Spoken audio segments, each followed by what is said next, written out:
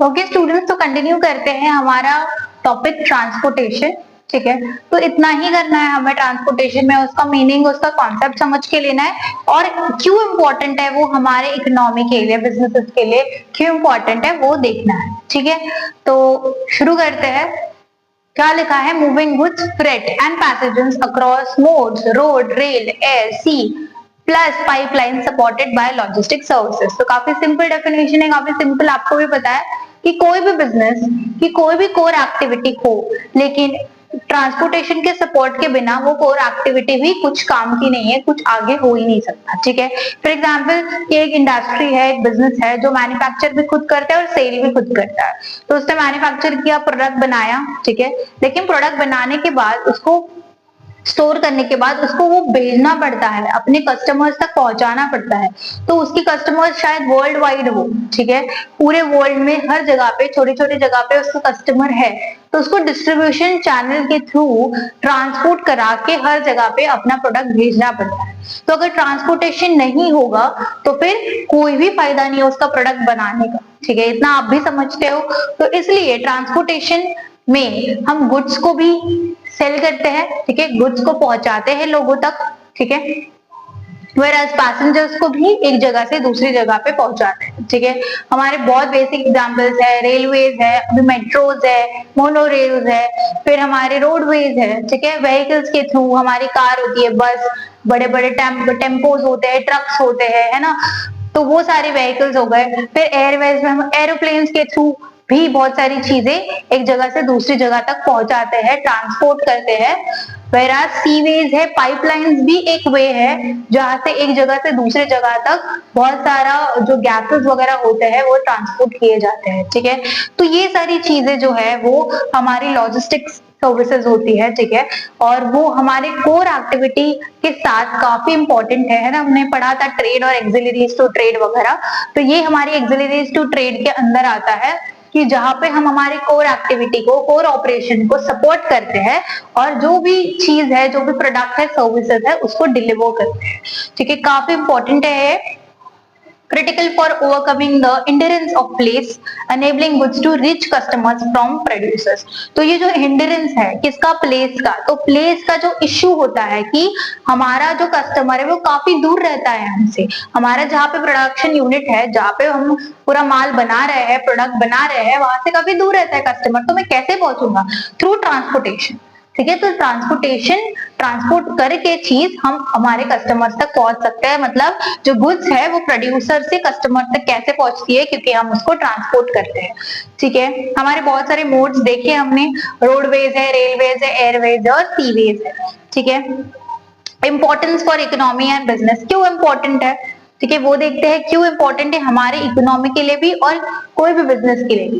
Core of supply chain ensures timely delivery of raw materials and finished goods, reducing production delays. तो ऐसा नहीं है कि finished goods को ही वो पर्टिकुलर कस्टमर तक पहुंचाता है, लेकिन समझो फॉर एग्जांपल मेरी इंडस्ट्री है, मैं प्रोडक्ट बनाती हूँ, तो मेरे को बहुत सारे रॉ मटेरियल्स की जरूरत पड़ती है, रिसोर्सेज की जरूरत पड़ती है, तो मुझ तक वो पर्टिकुलर रिसोर्सेज पहुंचने के लिए भी दूसरी जगह से आएंगे, राइट? तो मुझ तक पहुंचने के लिए, वो रिसोर्सेज पहुंचने के लिए हमें ट्रांसपोर्टेशन की जरूरत पड़ेगी ऑब्वियसली। अगर जहाँ पे मेरा पर्टिकुलरली सेटअप है, मेरा मैन्युफैक्चरिंग यूनिट है, जहाँ पे मशीनरीज है, मैन्युफैक्चर होता है, प्रोडक्ट बनता है, ठीक है, वहां पे मुझे रॉ मटेरियल की जरूरत है, रॉ मटेरियल का जो भी एरिया है वो काफी दूर है मेरे से, तो कैसे पहुंचेगा? एक तो मुझे कोई व्हीकल करवाना पड़ेगा, कोई ना कोई ट्रांसपोर्टेशन का मोड देखना पड़ेगा कि जिसके वजह से मैं जो रॉ मटेरियल्स है वो भी मेरे पास ला सकूं, मेरे तक पहुंचा सकूं। ठीक है, तो सिर्फ फिनिश गुड्स नहीं पर रॉ मटेरियल्स की भी टाइमली डिलीवरी करता है। ठीक है, ट्रांसपोर्टेशन हमारा जो प्रोडक्शन डीले है उसको भी कम करता है, जो प्रोडक्शन का डीले मतलब जो ज्यादा टाइम कंज्यूम करने वाला होगा वो भी कम करता है, जस्ट बिकॉज हमारा प्रॉपर टाइमली डिलीवरी है इसीलिए। फिर है facilitates trade and growth, backbone for commerce, reduces regional disparities and enhance exports and industrial development। तो ये बहुत ज्यादा इंपॉर्टेंट है, हमें ये ट्रेड फैसिलिटेट करता है, उसकी वजह से ग्रोथ होती है, ठीक है। हमारे लिए हमारे कॉमर्स, मैंने बताया था कि जैसे हमने ट्रेड और एक्सिलरीज टू ट्रेड पढ़ा था, वो कॉमर्स के अंडर आता है और उसके अंदर मेजर पार्ट तो ट्रांसपोर्टेशन ही है, जहाँ पे इंपोर्ट एक्सपोर्ट चीजें हमने देखी थी, इंपोर्ट एक्सपोर्ट इंटरपोर्ट वगैरह हमने देखा था, राइट। तो वो सारी चीजें कॉमर्स के अंडर आती है और उसका बैकबोन कौन है, हमारा ट्रेड, हमारा ट्रांसपोर्टेशन की जो फैसिलिटी है वो उसकी बैकबोन है, ठीक है।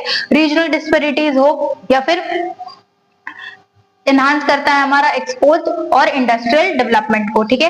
पूरा एक्सपोर्ट या फिर इंडस्ट्रियल डेवलपमेंट मतलब जो भी इंडस्ट्री रिलेटेड सारी चीजें हैं, इंपोर्ट हो, एक्सपोर्ट हो, इंटरपोर्ट हो, ये सारी चीजें वो मैनेज करता है और ऐसे वे में मैनेज करता है कि हमेशा ग्रोथ और डेवलपमेंट ही होती है, ठीक है।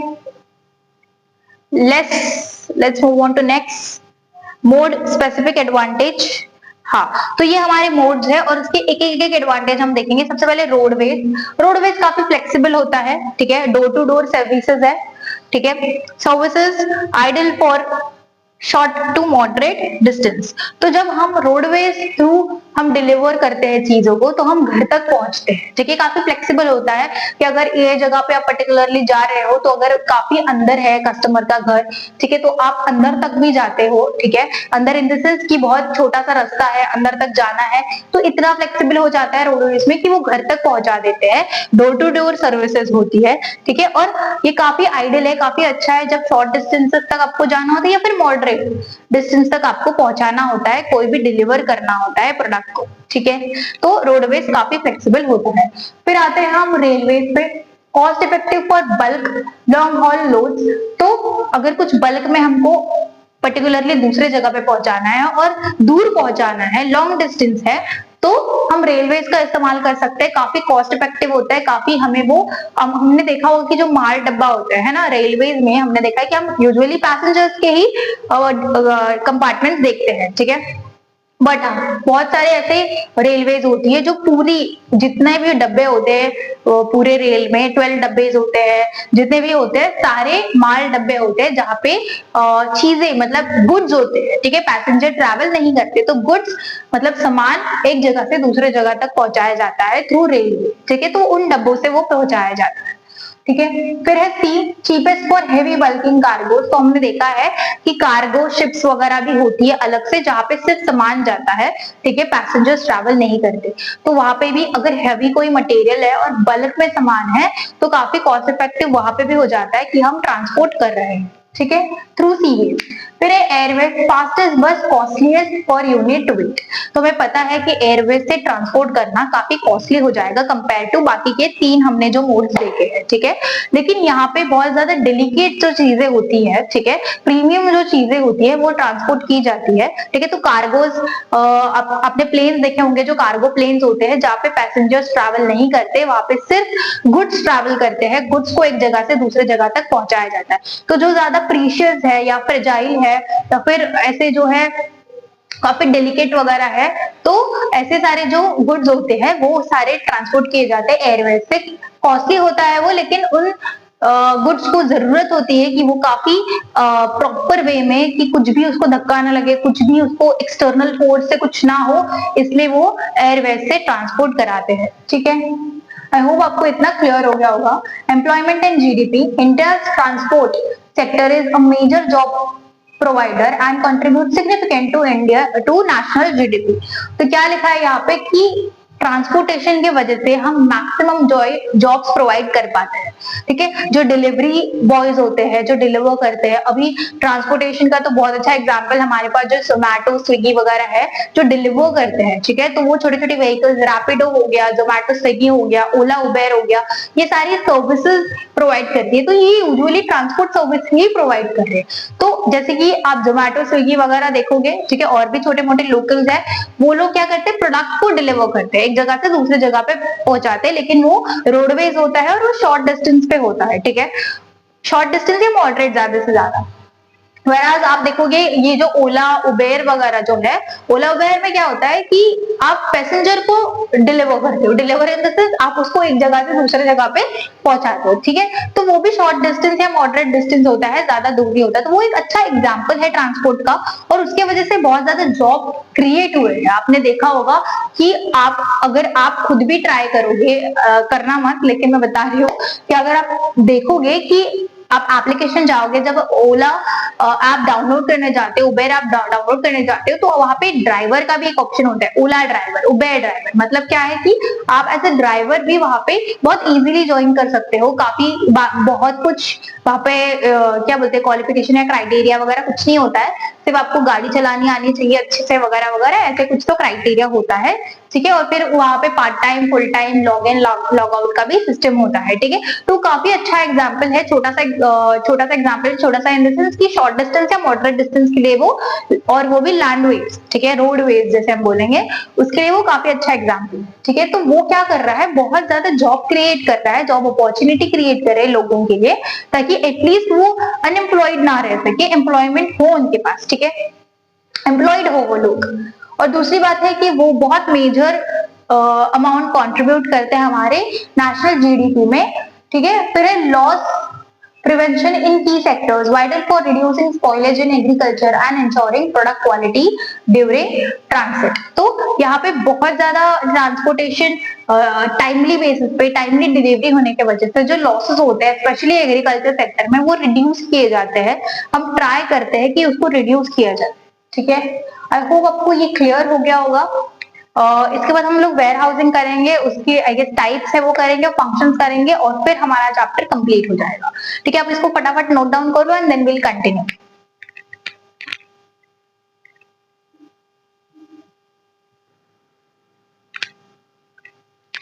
ओके क्लास, तो नेक्स्ट कंटिन्यू करते हैं वेयर हाउसिंग। क्या होता है वेयर हाउसिंग? सिंपल शब्दों में अगर समझाया जाए वेयर हाउसिंग क्या है, तो बेसिकली एक जगह है जहाँ पे आपका जो सामान है, आपका जो स्टॉक है, आपका जो माल है, जो आपने प्रोड्यूस करके रखा है, उसको एक जगह पे रखा जाता है, ठीक है। क्यों रखा जाता है? क्योंकि आपने समझो बहुत प्रोड्यूस किया, ठीक है। अभी अगर मेरी फैक्ट्री है, मेरी इंडस्ट्री है, तो मैं ऐसे 100-50 चीजें तो प्रोड्यूस नहीं करूंगी ना, मैं थाउजेंड में, 10,000, 5,000 इतना प्रोड्यूस करूंगी, शायद उससे ज्यादा प्रोड्यूस करूंगी ना, 50,000, 40,000, थाउजेंड्स में प्रोड्यूस करूंगी, राइट। कोई लोग, कोई जो लार्ज इंडस्ट्री होती है वो लाख्स में भी प्रोड्यूस करती है, ठीक है। तो एट ए टाइम इतना ज्यादा अगर प्रोडक्शन होगा तो मुझे एक जगह पे उसको रखना पड़ेगा, क्योंकि मैं अगर थाउजेंड्स में प्रोड्यूस कर रही हूँ यूनिट्स, तो वो एक साथ तो सेल नहीं होंगे, एक जगह पे तो जाके सेल नहीं होंगे, है ना। उसको अलग अलग जगह पे हमें डिस्ट्रीब्यूट करना पड़ेगा, है ना। तो उसके लिए टाइम लगता है। तो वो सब कुछ करने के लिए हमें एक जगह चाहिए, तब तक जब तक ये चीजें होती नहीं है, तब तक उसको रखने के लिए हमें एक जगह चाहिए, ठीक है। तो उस जगह को हम लोग वेयर हाउस बोलते हैं, जिसको हम लोग गोडाउन भी बोलते हैं, राइट। तो वही है वेयर हाउस, कुछ और ये करने की जरूरत नहीं है, काफी सिंपल कॉन्सेप्ट है, काफी एकदम इजी कॉन्सेप्ट है वेयर हाउसिंग। तो आप अपने वर्ड्स में भी लिख सकते हो। तो warehousing are purpose build facilities for storing goods and providing logistic support। तो ये पर्पस बेस्ड होता है, हमें पता है कि मुझे प्रोड्यूस करने के बाद एक जगह लगेगी, एक एरिया लगेगा, जहाँ पे कुछ भी ऐसा ना आए कि मेरे प्रोडक्ट खराब हो जाए। फॉर एग्जाम्पल कि वहां पे प्रॉपर छत होनी चाहिए, कि अगर समझो रेनी सीजन है या बारिश का मौसम है, तो अगर थोड़ा भी पानी मेरे प्रोडक्ट को लग गया तो मेरा प्रोडक्ट खराब हो जाएगा, ठीक है। फिर जो रैट, इंसेक्ट्स, जो मस्किटोज या जो भी ऐसे एनिमल्स होते हैं जो आके वो प्रोडक्ट को खा सकते हैं, उसको डिस्ट्रॉय कर सकते हैं, वो भी नहीं आने चाहिए।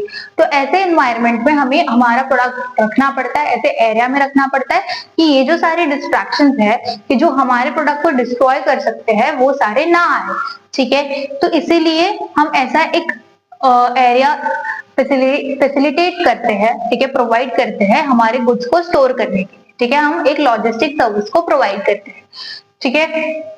Once manual storage setup, now automatic with conveyors, cranes, forklifts, warehousing management software।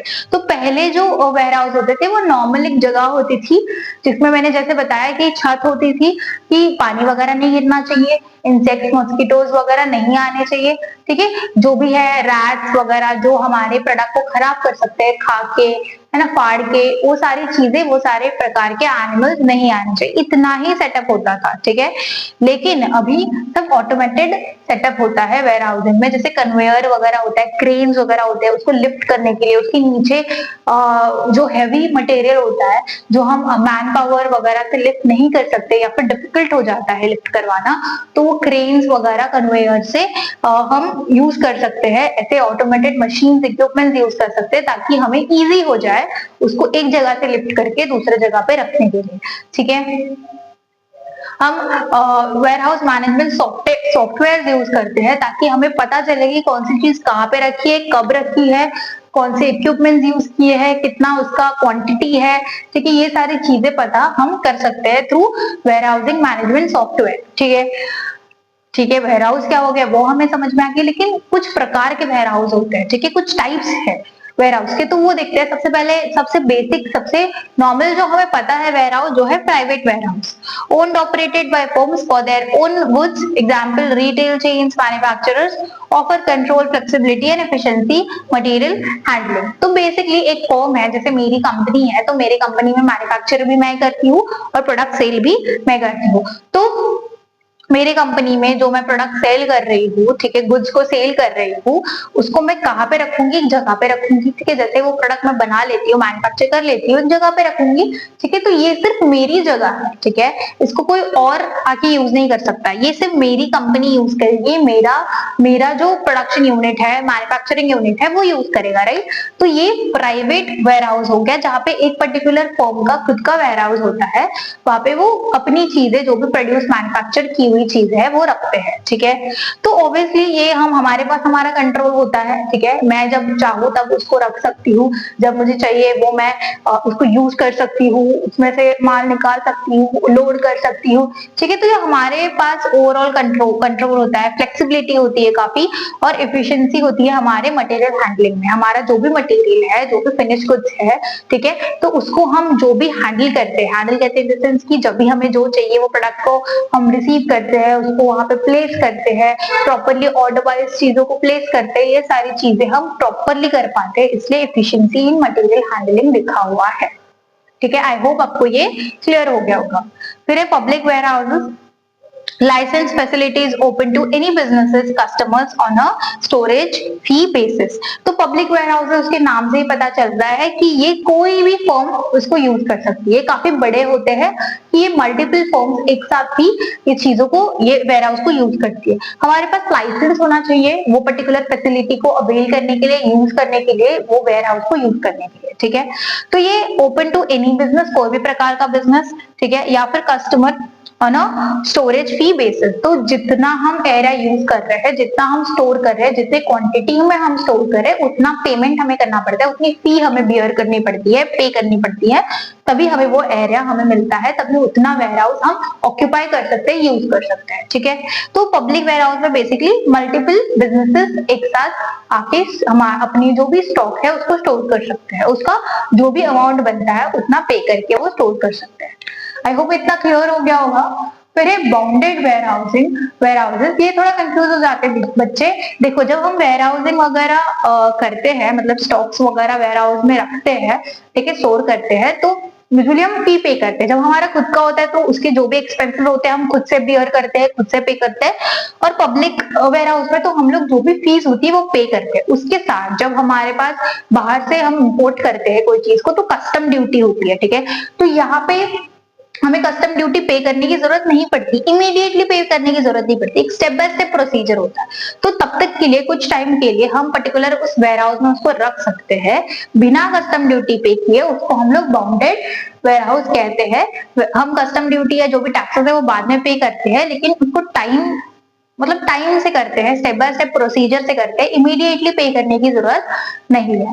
वही लिखा है imported goods can be kept without paying custom duties और टैक्सेस इमीडिएटली, ठीक है। इमीडिएटली पे करने की जरूरत नहीं है, कुछ टाइम के लिए आप रख सकते हो और फिर धीरे धीरे प्रोसीजर के अकॉर्डिंग आप पे करो।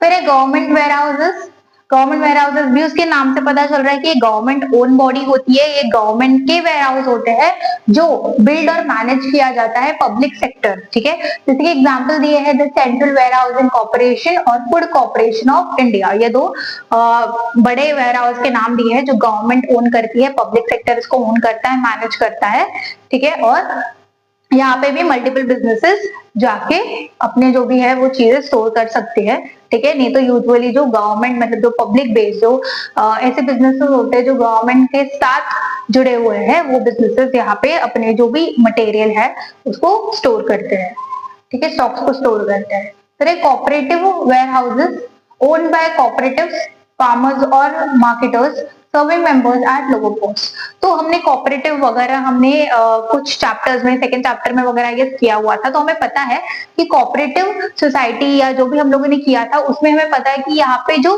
पर्टिकुलरली एक कम्युनिटी बनाई जाती है कुछ लोगों की, जैसे कस्टमर्स का देखा था हमने, प्रोड्यूसर्स का देखा था, वैसे ही यहाँ पे भी ये वेयर हाउसेस वो पर्टिकुलर कम्युनिटी के लिए ही होते हैं, वो उतने लोगों के लिए ही होते हैं, उतने मेंबर्स के लिए होते हैं। तो उसमें फार्मर्स आ जाते हैं, मार्केटर्स आ जाते हैं, ठीक है। तो उन उतने ही मेंबर्स के लिए वो वेयर हाउस प्रोवाइड किया जाता है और वो कम प्राइस में प्रोवाइड किया जाता है ताकि वो लोग को ज्यादा एक्सपेंस बियर ना करना पड़े, वेयर हाउस के लिए ज्यादा पैसा ना लगाना पड़े, इसलिए कोऑपरेटिव वेयर हाउसेस होते हैं, ठीक है। फिर अदर वेयर हाउसेस, जो भी चीजें इन सारे वेयर हाउसेस में नहीं आती वो सारी अदर वेयर हाउसेस में आएंगी, ठीक है। जैसे कि for example includes institutional cold storage, special commodities, है ना। कोल्ड स्टोरेज हमको पता है कि जैसे आइसक्रीम्स का एग्जांपल ले लो या ऐसे कोई थंडर्स वगैरह जो बिना कोल्ड स्टोरेज की नहीं रह पाएंगे, कोई भी ऐसा प्रोडक्ट जो जिसको कोल्ड स्टोरेज, आइस पैक्स वगैरह जो भी बड़े बड़े कंटेनर्स होते हैं, ठीक है, जो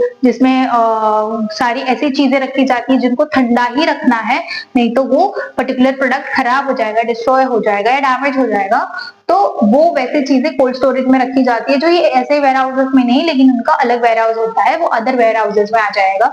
फिर कोई स्पेशल कमोडिटीज है, कोई ऐसे प्रोडक्ट्स चीजें हैं जो प्रीशियस है या फ्रेजाइल है, उसके लिए एक अलग वेयर हाउस होता है, ठीक है। डिस्ट्रीब्यूशन सेंटर्स होते हैं, स्मार्ट ऑटोमेटेड वेयर हाउसेज होते हैं, कॉन्ट्रैक्ट एंड फुलफिलमेंट मतलब कॉन्ट्रैक्ट बेस पे भी वेयर हाउसेज होते हैं कि जो भी पर्टिकुलर प्रोडक्ट है, ये सीजनल बेस्ड प्रोडक्ट है या फिर ये पर्टिकुलर प्रोडक्ट इतने ही महीने तक हम चलाने वाले हैं, तो वैसे कॉन्ट्रैक्ट बेस पे भी वेयर हाउसेज होते हैं, तो वो सारे अदर वेयर हाउसेज में आ जाएंगे। आई होप आपको इतना पार्ट वेयर हाउस का क्लियर हो गया होगा। इसके बाद एक लास्ट पार्ट है फंक्शंस, और वो छोटा सा ही पार्ट है, वो हम कवर करेंगे तो हमारा पूरा बिजनेस सर्विसेज का चैप्टर कवर हो जाएगा, कंप्लीट हो जाएगा। तो ये नोट्स आप नोट डाउन कर लो, काफी इंपॉर्टेंट है, शॉर्ट में दिया हुआ है, आपको मीनिंग समझ में आएगा, ऐसे नोट्स है ताकि आपको इजीली आप लिख पाओ एग्जाम में, ठीक है। आपको ज्यादा जगल करने की जरूरत नहीं है, तो फटाफट इसको नोट डाउन करो और फिर हमारा लास्ट टॉपिक खत्म कर देते हैं।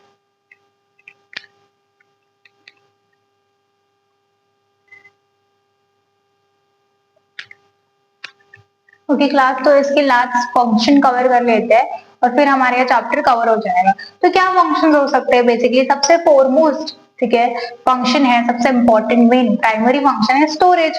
वो हेल्प करता है हमें होल्ड सरप्लस और seasonal goods until demand emerges, ठीक है। तो जो एक्स्ट्रा सामान है, सरप्लस मतलब एक्स्ट्रा, जो हमारा सेल करने का सामान था उससे ज्यादा सामान, ठीक है।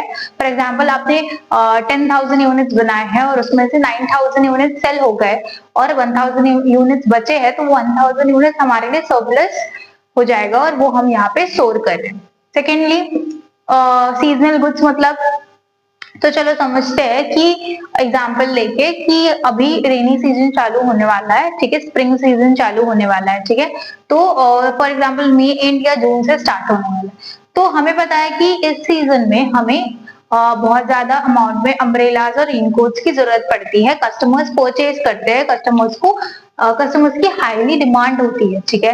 तो हम लोग ये मैन्युफैक्चर करते हैं, तो ये तो सीजनल हो गया, ठीक है, ये तो 3 महीने ही चलेगा, ठीक है। ये रेनकोट्स और अम्ब्रेलाज वगैरह जो है वो लोग इतने 3 महीने, 3.5 4 महीने तक ही यूज करते हैं, तो इसको हम लोग सीजनल बोलेंगे, ठीक है। तो अभी मुझे पता है कि ये मई एंड या जून में लोग परचेज करना स्टार्ट करेंगे क्योंकि रेनी सीजन स्टार्ट हो जाता है, तो मैं तभी ये बनाने बैठूंगी क्या, नहीं, उसके पहले से हम लोग इसको बनाना स्टार्ट करते हैं, इसको प्रोड्यूस करना स्टार्ट करते हैं। फॉर एग्जाम्पल हमने जनवरी से स्टार्ट किया, फरवरी से स्टार्ट किया प्रोड्यूस करना, तो प्रोड्यूस करने के बाद हमने 1 महीने में उसको प्रॉपरली प्रोड्यूस कर लिया। अब कुछ हमारे जितने हमारा एम था, हमारा टारगेट था इतने इतने यूनिट्स प्रोड्यूस करने का, उतना हमने कर लिया। अब समझो फरवरी या मार्च एंड तक हमने सब कुछ प्रोड्यूस कर लिया है, तो ये अप्रैल का महीना, मई का महीना, इसको स्टोर करना पड़ेगा, इसको 2 मंथ हमें स्टोर करना पड़ेगा, तभी मई एंड में हम लोग इसको डिस्ट्रीब्यूट करना स्टार्ट कर सकते हैं, लोगों तक पहुंचाना स्टार्ट कर सकते हैं। तो ये जो 2 महीना हमें स्टोर करना पड़ता है, या जितना भी टाइम हमें स्टोर करना पड़ता है, तभी हमें वेयर हाउस की जरूरत पड़ती है, और जैसे ही उसकी डिमांड होती है मार्केट में, वैसे हम उसको डिस्ट्रीब्यूट करना स्टार्ट कर देते हैं। ठीक है, आई होप आपको ये पॉइंट क्लियर हो गया होगा। फिर है break bulk, split large loads into smaller consignments for delivery. तो जो बड़े बड़े बल्क्स में हमारे पास सामान होता है, ठीक है, उसको हम लोग छोटे छोटे पार्ट्स में डिवाइड कर देते हैं कि ये पर्टिकुलर अमाउंट, इतना यूनिट ये पर्टिकुलर एरिया में हमें डिस्ट्रीब्यूट करना है, ये इतना यूनिट हमें ये एरिया में डिस्ट्रीब्यूट करना है, और ये रोडवेज से जाएगा, ठीक है, फिर ये रेलवे से जाएगा, तो ऐसे हम डिस्ट्रीब्यूट कर सकते हैं। ठीक है, तो इसलिए हम लोग क्या करते हैं, ब्रेक बल्क, उसको ब्रेक बल्क बोलते हैं कि बल्क में हमने जो स्टोर किया हुआ था उसको हम ब्रेक डाउन करते हैं, उसको स्प्लिट करते हैं और अलग अलग पर्पसेस के लिए यूज करते हैं। ठीक है, फिर value added services include packaging, labelling, blending, grading and repacking. तो बहुत सारे ऐसे चीजें होते हैं, जैसे कि आपने देखा होगा कि हर एक प्रोडक्ट पे पैकेजिंग होती है, प्रॉपर लेबलिंग होती है ना, प्रॉपर पैक किया जाता है उसको, कि उसको कोई भी एक्सटर्नल फोर्स की वजह से वो प्रोडक्ट डैमेज ना हो, डिस्ट्रॉय ना हो, खराब ना हो। ठीक है, वो पैकेजिंग, ठीक है, डबल पैकेजिंग होती है, कोई कोई प्रोडक्ट को ट्रिपल पैकेजिंग होती है। लेबलिंग, हमें पता है कि प्रोडक्ट के पूरे इर्द गिर्द चारों जगह पे, ठीक है, प्रॉपर लेबलिंग की जाती है, प्रोडक्ट का नाम, फिर प्रोडक्ट का एड्रेस, ठीक है, कहाँ पे ये मैन्युफैक्चर हुआ है, कि उसमें क्या क्या इंग्रेडिएंट्स यूज किए गए हैं। ठीक है, अगर वो रेडी टू यूज वगैरह होगा तो इंस्ट्रक्शंस भी दिए होते हैं कि कैसे उसको यूज करना है वगैरह वगैरह। तो ये सारी जो चीजें, फिर उस पर एक्सपायरी डेट होती है, मैन्युफैक्चरिंग डेट होती है, उसके कोड्स होते हैं जो मैन्युफैक्चरिंग यूनिट यूज करता है। ठीक है, तो वो सारी चीज आपको डिटेल में जाने की जरूरत नहीं है, मैं बता रही हूँ कि लेबलिंग भी बहुत बार वेयर हाउसिंग में वगैरह की जाती है। ठीक है, जो भी इक्विप वगैरह है वो यूज करके labelling, warehousing, packaging, blending, ठीक है, ग्रेडिंग, ग्रेडिंग मतलब होता है कि उसको अलग अलग स्टैंडर्ड में डालो।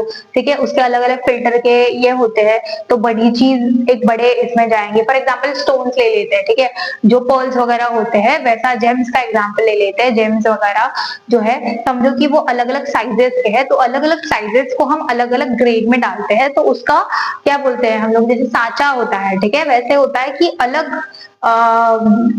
पर्टिकुलर अलग साइज का जो है वो अलग इसमें जाएगा। ठीक है, आपने देखा होगा वीडियोस में कि बड़ा वाला जो है वो एक अलग कंटेनर में डाला जाता है, फिर उससे छोटा वाला अलग कंटेनर में, उससे छोटा वाला अलग कंटेनर में, तो उसको ग्रेडिंग बोलेंगे। तो ये जो सारी प्रोसीजर है, ठीक है, ये सब कुछ भी हम वेयर हाउस में एक्स्ट्रा क्या बोलते हैं कि एक्स्ट्रा वैल्यू एडेड सर्विसेज हम उसको कहेंगे कि एक्स्ट्रा सर्विस हम प्रोवाइड करें। वेयर हाउस तो सर्विस है ही, ठीक है, ये तो मेन कोर सर्विसेज, उसके अलावा ये सारी सर्विसेज भी वेयर हाउस में प्रोवाइड की जाती है। फिर लास्ट है price stabilisation, regulate supply to stabilise price over time. ठीक है, तो ये रेगुलाइज करता है सप्लाई को। जैसे मैंने कहा कि ये जब तक हमारे कस्टमर्स को डिमांड नहीं है, कस्टमर्स की डिमांड नहीं है, तब तक ये प्रोडक्ट को प्रॉपरली वेयर हाउस में स्टोर करता है, ताकि वो बिल्कुल भी डिस्ट्रॉय, डैमेज ना हो, और वो वैसे ही रहे, वैसे ही सस्टेन हो पाए। ठीक है, फिर जब भी उसकी जरूरत है, मार्केट में डिमांड है, तभी ये उसको सप्लाई करता है कि ये प्रोडक्ट सप्लाई को मैच कर सके, और हमारा जो प्राइस स्टेबलाइजेशन है वो मेंटेन हो सके। ठीक है, कि प्राइस हमारी स्टेबल हो सके, ठीक है, मेंटेन हो सके, तो इसको ये रेगुलेट करता है। आई होप आपको इसके फंक्शंस क्लियर हो गए होंगे। आई होप आपको ये पूरा कॉन्सेप्ट चैप्टर क्लियर हो गया होगा। तो अगर आपको वीडियो अच्छा लगा होगा, समझ में आया होगा, कॉन्सेप्ट क्लियर हो गया होगा, नोट्स आप नोट डाउन कर लो, तो आप हमारे वीडियो को लाइक करो, हमारे चैनल को सब्सक्राइब करो, कि आप हमारे साथ बने रह सको और आगे के भी वीडियोस, आगे के भी चैप्टर्स, उसके नोट्स भी अवेल कर सको। ठीक है, आपको मिल सके, आपके फ्रेंड्स के साथ शेयर करो कि वो आपके साथ बैठ के नोट्स बना सके, आप मिलके पढ़ सको, क्योंकि ये सबके लिए इम्पोर्टेंट है, सबको पढ़ना चाहिए। ठीक है, ताकि आपको एनसीईआरटी में जाके ज्यादा जगल करने की जरूरत नहीं, कि आपको इमीडिएट नोट्स यहाँ पे मिल रहे हैं। ठीक है, हमारे साथ बने रहो, जुड़े रहो, चैनल को सब्सक्राइब करो। मिलते हैं नेक्स्ट वीडियो में, तब तक के लिए keep studying and take care.